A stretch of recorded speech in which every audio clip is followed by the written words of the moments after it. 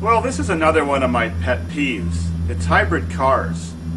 Hybrid cars sound good, looks good on paper, they do save fuel, you know, they get better fuel economy than regular cars, but they're not all they're cracked up to be. You've got to think about the whole process from beginning to end of building one, owning one, maintaining one, and buying a used one, say for example. Well, first, of course, it takes a lot more materials and stuff like that to build one, so that means more environmental effect, like more people had to drive to work to make more different parts. Batteries had to be made, electric motors had to be made, all this regenerative braking system had to be made, so on and so on. They're much more complex, so that has a bigger effect on the environment in the long run. Secondly, the battery. The batteries don't last forever. The batteries are like any other lithium-ion battery. They depreciate with age, and they don't work as well in the cold. And when they get 7, 8, 9 years old, they're completely done for. You can still drive your car on gas, but who wants to spend $7,000 to $10,000 to replace a battery in your car when every other part of your car seems to be fine? What if you were buying a used one that was a few years old and was getting close to the time to buy a battery? The battery may be worth as much or more than the car is worth.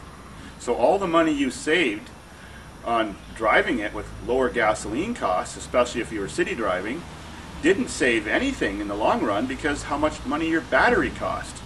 Driving a diesel vehicle that was fuel efficient would have been a much better idea. Another pet peeve about those vehicles are that many of them have more horsepower, total combined horsepower, gas and electric together, than the gas version of the vehicle it replaces. I think that's dumb. If you want to sell an energy efficient vehicle, or at least one you're claiming to be much more efficient, why should its total power output be greater than the gas version? I think it should be a little bit less, because I'm conservative. Sure, power sells, but here, it's economy that's supposed to be selling. Now imagine the maintenance. I'm sure with all the electronic systems on those vehicles and the electric motor and modified transmission and so on, regenerative braking, replacing the battery, who knows what, these vehicles are going to cost more to maintain over their lifetime. And of course, much of this is very sophisticated stuff which backyard guys like me have no training or experience with, so you may end up having to take it to the dealer for all those complicated problems it may have in the future. And, well, dealers charge anywhere from $80 to $100 an hour, so that sucks.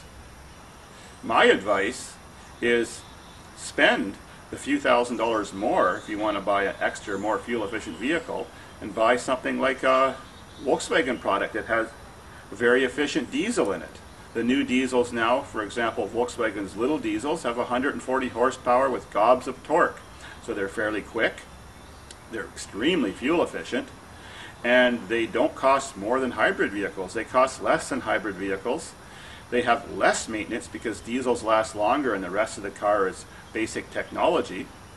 They're clean burning diesels. They're very clean burning diesels, not like the old ones that belch out black smoke and high nitrous oxide emissions.